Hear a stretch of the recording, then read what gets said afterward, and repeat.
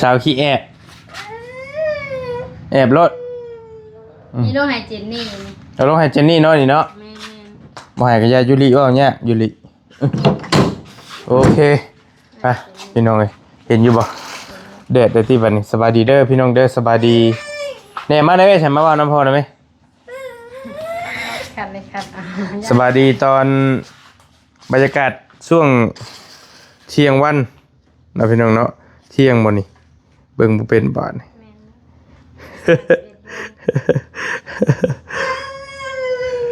มันรูดอยู่นี่เลยใช้แอปเปิลบอสใช่ก็ว่าบ่เป็นบาดพอดีบริไปซื้อน้ำอยากน้ำกินมาพี่น้องมื้อนี้เป็นมื้อ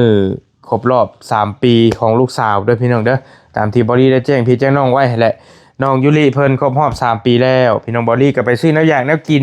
ซื้อของขวัญแน่มาให้เพิ่นนี่เป็นเพิ่นเอิ้นอิหยังก็หมักเด้งดึงบ่ซื้อเตาเพิ่นเอิ้นหยังนี่ลูกเอิ้นหยังนี่เพิ่นเว้าได้นี่เด้งดึงบ่มาสวัสดีป้าลุงก่อนมาสวัสดีงามๆผู้สวัสดีกันมื้อนี้วันเกิดยุริบ่ยุริจักปีอีหล่าจักปีแม่เข้ามาได้พี่แม่ฮ้อนมาจักปี3 ปี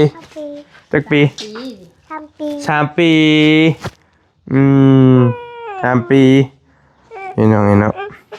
เดี๋ยวพ่อจะเอาลงอันนี้ลงให้เด้อพอบ่มีหยังให้เด้อมีแต่หอมแก้มนี่แล้วหอมแก้มบัดนึงเดี๋ยวพ่อเอาลงให้ผมหอบ3 ปีแล้วพี่น้องเนาะนี่ก็เป็นของเอื้อยใจดีเพิ่นที่เพิ่นซื้อโทรศัพท์ให้บอลี่แล้วก็ซอยน้องน้อยซอยอีกหลายเคสนั่นแหละเพิ่นก็ฝากเงินมาให้ตอนแรกเพิ่นยังให้บอลี่ซื้อตุ๊กตาให้ตุ๊กตาเอลซ่าเพิ่นให้ซื้อของแบบดีๆแน่เพิ่นว่าแต่บอลี่เป็นย่างเบิ่งในห้างว่านี่ก็บ่เห็นมันมีแต่แบบอีหยังคิตตี้บ่อีหยังจักแบบโดเรมอนบ่อีหยังเว้าบ่เป็นแต่ของแบบเพิ่นอยากได้บ่มีก็เลยเอาแบบนี้มาให้เพิ่นซะแต่คุยนำเพิ่นกินเพิ่นก็ว่าอยากได้พี่น้องเนาะอันนี้ก็บ่ได้แพงดอกเดี๋ยวแป๊บเดียวพอแก้ก่อนอันนี้ก็ประมาณ1,000 กว่าบาทนี่แหละพี่น้องเงินบาทกะบ่ฮู้มันสิทนทานส่ำใดเบิ่งกันเด้อเบิ่งตัวจริงก่อนช่วยอยู่บ่ลูกช่วยอยู่นี่เป็นวันเกิดลูกสาวมื้อนี้คนใดว่างก็มานั่งลิ้นนำเด้อพี่น้องเด้ออยู่บ้านนี่แหละแต่บอลี่เอานี่ลงก็ยังสิออกไปเวียกอยู่ตอนแรกเพิ่นสิกลับเข้ามาก็บ่ได้มีหยังหลายดอกพี่น้องมีแต่ประมาณนี้แหละ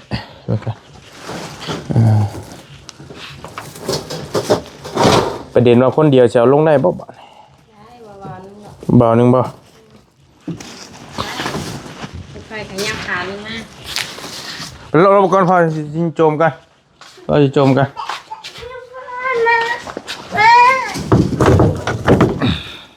บ่ได้นักแสนเนาะอุ๊ยเดี๋ยวมาลีนกันฮึบ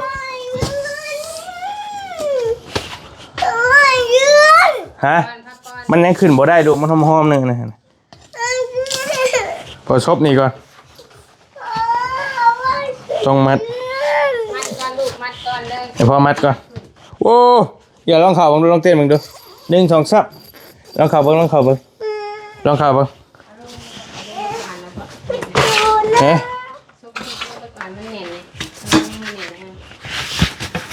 อ๋อเต้นมึงดูเฮ้ยอย่าขังนี่แหละขังโอ้เดี๋ยวผมยังไม่สุกตรงนี้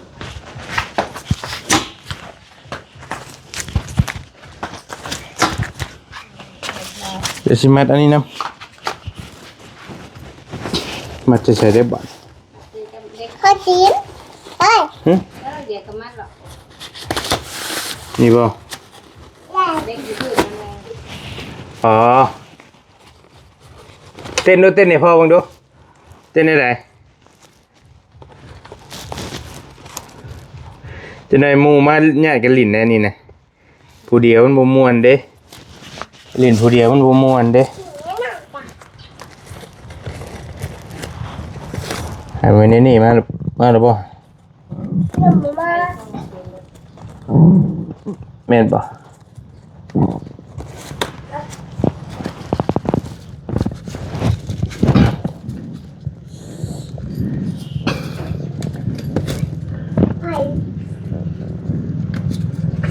ไผ่เต้นดูลูกเต้นดูป่ะนี่ เขาไม่ดูเลย ปิดตูให้แน่ โอเคเต้นเลยป่ะนี่เต้นเลย มีมูเข่า ประมาณนี้ให้ก่อนกะบ่ได้ถามว่ามันรับน้ำหนักได้เท่าไหร่10 โลน่ะจะพอได้อยู่แต่ซัมบอรี่นี่บ่ได้ ไปแล้ว เต้นเลยนี่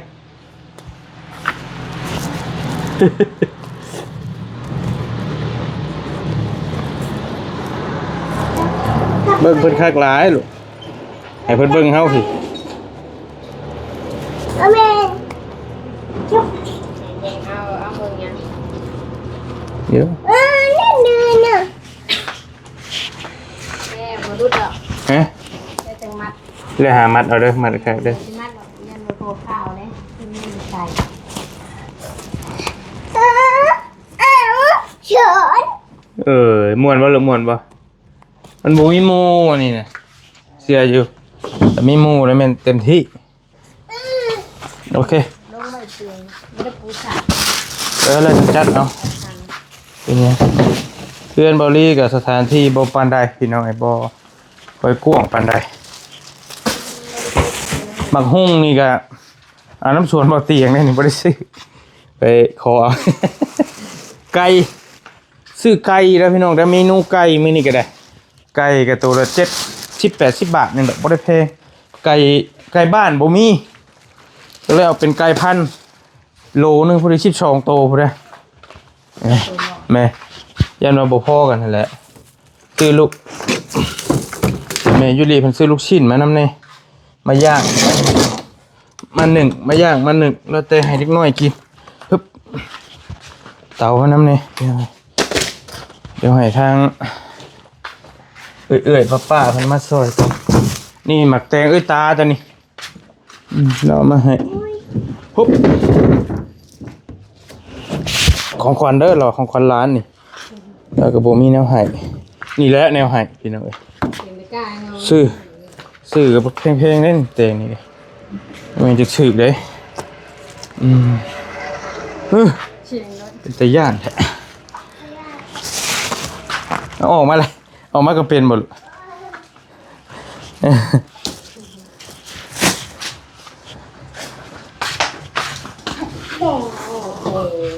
มือแอบอะไรก็ได้เนาะกี่อยากลงไปน้ำนี่ นี่แม่ ของใหม่เลยอวดโม อืม เดี๋ยวลงไปอวดโม คือเมย์แท้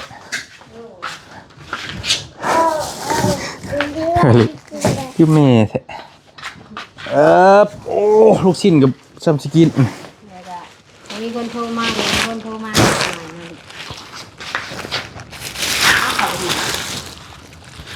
เอายังเข้าไปลิ้นเอามักแตงเข้าไปลิ้นโอ้ เอาเจ้าหน่อยไม่ได้ทำแรงหนา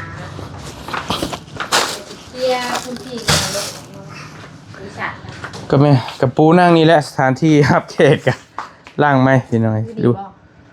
อายุนี่ อายุนี่บ่ประเด็น ก็หมายว่าเป้าอยู่นี่เลยเห็นบ่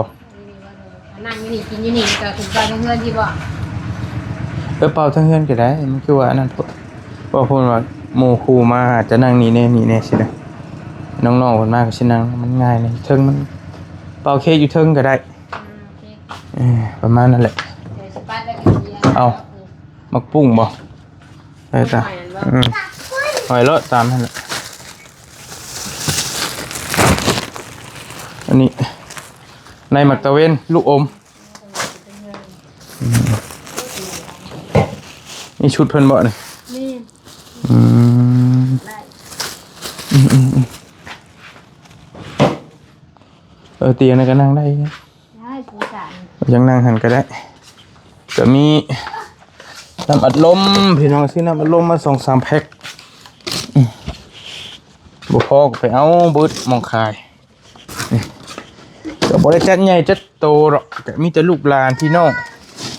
มานั่งลิ้นน้ำกันประมาณนี้แหละพี่น้องนี่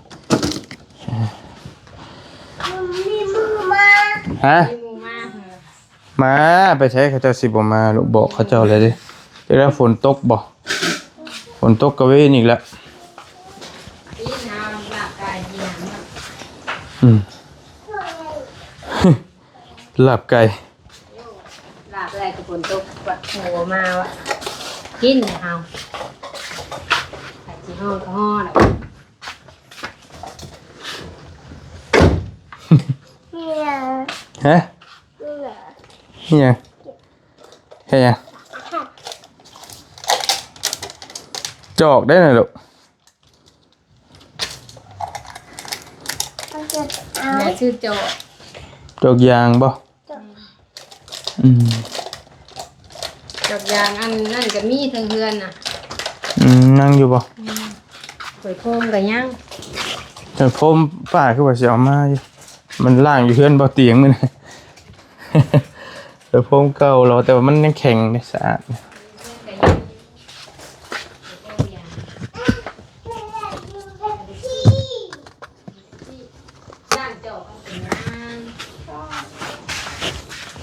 ล้างจอกกันเลย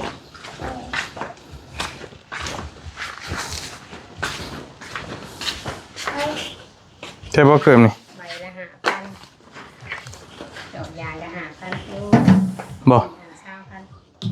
อืม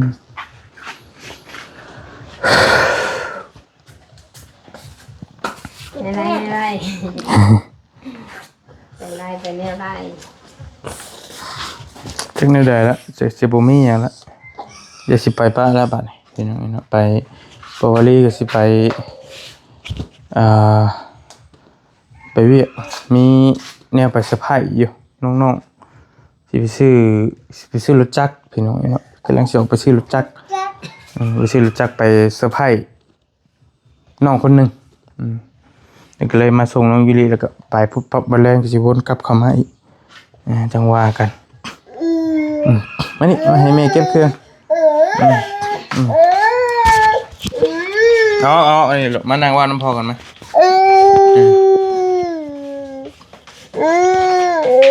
มาพี่มาลินเด้งดึงพี่ไหมมาลินเด้งดึงพี่ไหมโอเคโอเคนั่งลงพอชิว่าน้ำนี่นั่งอีหละนั่งอยู่นี่นั่งอยู่นี่เอาก้นนั่งฮัด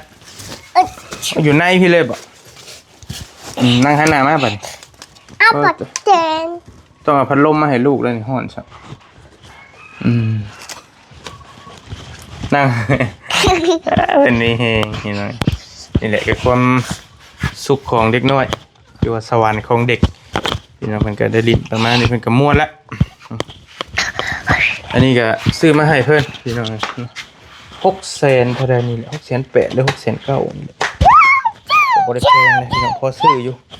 ถามว่ามันคุณภาพมันสิซำใดเฮาก็ยังบ่จักเพิ่นเบิ่งตัวจริงก็อีกเทื่อนึงก็ก็พอลิ้นอยู่สักเล็กน้อยซื้อมาลิ้นเพราะว่ามันอยู่เฮือนประจำก็เด่นกันดึงม่วนบ่ลูก ฮะ คักบ่ กัด ให้แม่เอาพัดลมมาให้เด้อฮ้อนแล้วนี่นะ กระบือเลยเยอะเฮ้ยเฮ้ยเฮ้ยเฮ้ยเฮ้ยเฮ้ยเฮ้ยเฮ้ยเฮ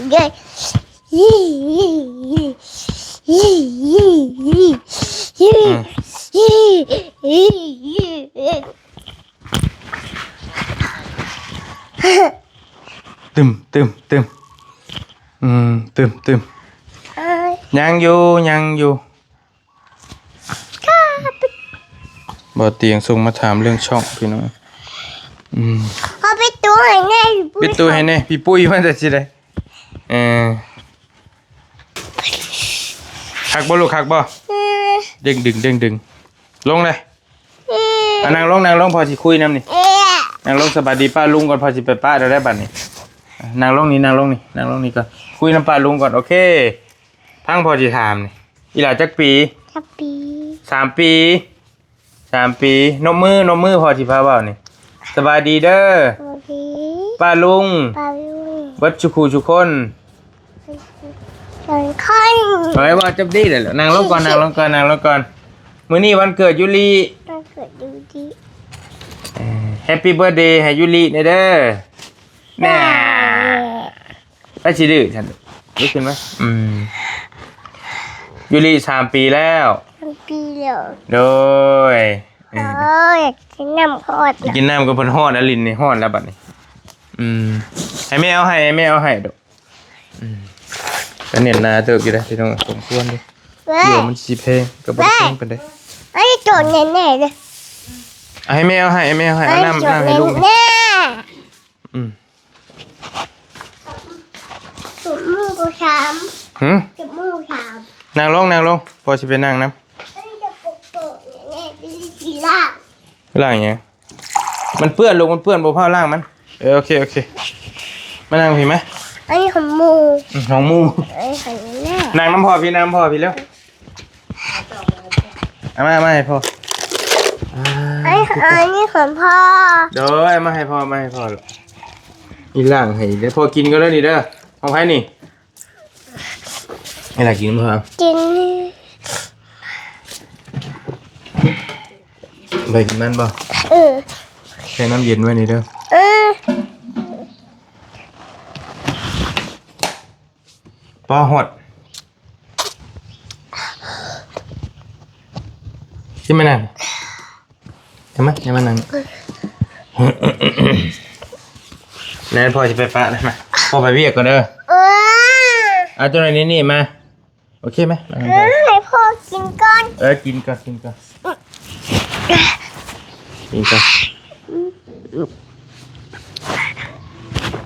แล้วพอกิน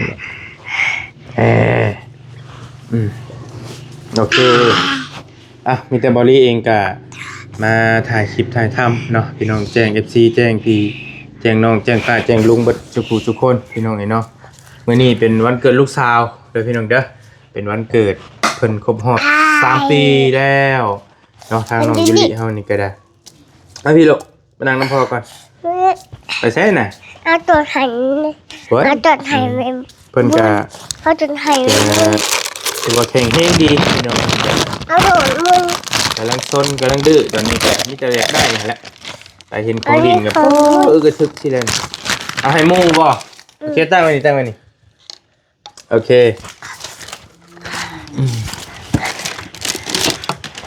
แต่ว่าโดยหลักเพิ่นก็เห็นหยังก็อยากให้มู่น่ะอยากแบ่งแบ่งหยังกันซื้อขนมก็ให้ซื้อให้มู่น้ำให้เน่ๆน้ำสิน้ำก็ยาย ให้พ่อสายนั่งดิ่งบ่นี่สายลิ้นเบียร์บ่ได้เหล้าบ่นี่ลูกโอ้บ่แล้วสิธรรมดา ไข่มู ให้หมู่บ่ พ่อมันมีเลย พ่อบ่มีเลยบ่กินเลยเด้ น้ำมีของมู มาชนติ้งแมลงหมู่มา ไอ้ของมู ของหมู่ ของมูกินน้ โดยยายให้หมู่ก่อนแล้วหมู่บ่ทันมาดึงเอาหมู่มาบ่ลูกความอยากให้หมู่กินนี่เนาะขอบใจป้าลุงบัดทุกคนเนาะพี่น้องที่ติดตามทั้งน้องยูริโดยตลอดมามื้อนี้ก็เพิ่นใหญ่เพิ่นโตขึ้นมาฮอด3 ปีแล้วเพราะว่าแต่ก่อนถ้าพี่น้องได้ติดตามแรกๆนี่สิเห็นเลยว่าเพิ่นนี่แข้งเพิ่นบ่ดีทั้ง2ข้างนะขานี่บ่กระดิกเลยนะวันนี้ตอนนั้นเฮาก็กังวลใจหลายอย่างแล้วบัดนี้แล้วเพิ่นดีขึ้นแล้วเพิ่นใหญ่เพิ่นโตแล้วอันนี้ก็มีแต่กินนมยังกินนมอยู่ตอนนี้ก็กินนมให้คิว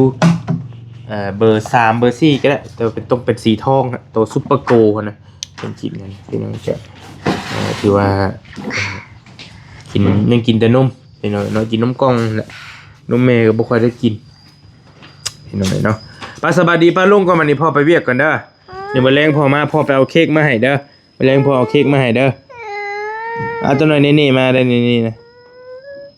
นี่มาเนาะเดี๋ยวพ่อไปเอาเค้กมาให้อีหล่าเด้อลูกเด้อโอเคเค้กเอลซ่าอีหล่าได้อยู่เนาะว่าโอเคเนาะมื้อแลงพ่อเอาเค้กมาให้อีหล่าเป่าเด้อเป่าน้ำกันบ่